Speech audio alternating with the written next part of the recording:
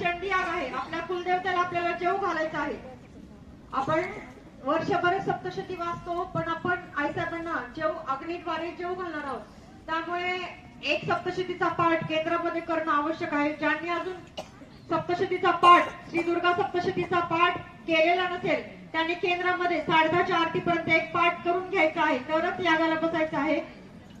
आणि येताना आपण हिरवी साडी, हिरव्या बांगड्या, कपाळाला कुंकू आणि जे भारतीय पोशाखामध्ये म्हणजे साडीमध्येच यायचंय. ज्या महिलांचं लग्न झालेलं त्यांनी सगळ्यांनी, आणि आज मुलींनी पण साड्या घालायच्या आहेत, सगळ्यांनी साड्यावरच यायचं आहे.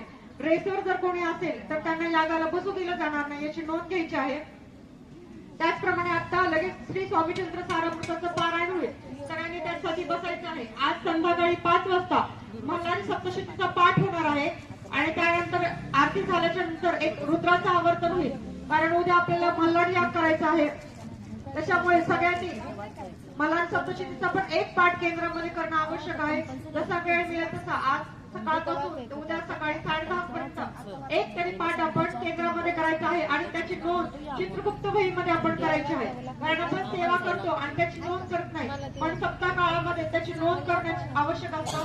कारण जी सेवा आपण करतो ती वहीवर लिहिलेली असते आणि शेवटच्या दिवशी सांगतेच्या आरतीच्या आधी आपण ती महाराजांच्या समोर ठेवत असतो. ती वही जी आहे सगळी संख्या आपण मोजतो आणि जेवढी सेवा झालेली आहे तेवढी सगळी महाराजांची रुजू करत असतो.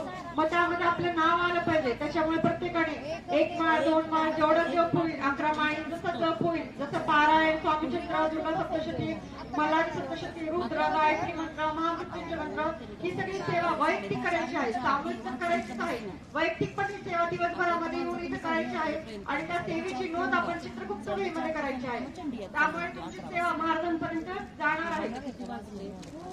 उद्या येताना सगळ्यांनी ज्यांच्याकडे बेलाची पानं असतील त्यांनी बेलाची पाने घेऊन यायची आहे, कारण उद्या सकाळी आपण मल्हारी याग घेणार आहोत, रुद्र याग घेणार आहोत आणि संध्याकाळी भगवान शंकराच्या पिंडीवर आपण दहीभात लेपन करणार असतो.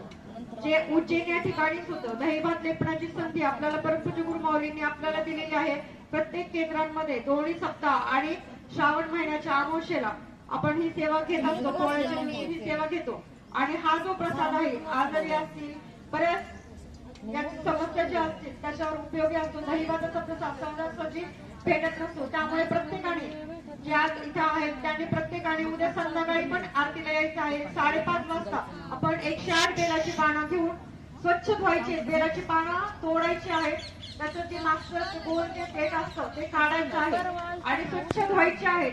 धुवून करूनच बेलाची पानं आणायची आहेत आणि नंतर व्हायची आहेत. कारण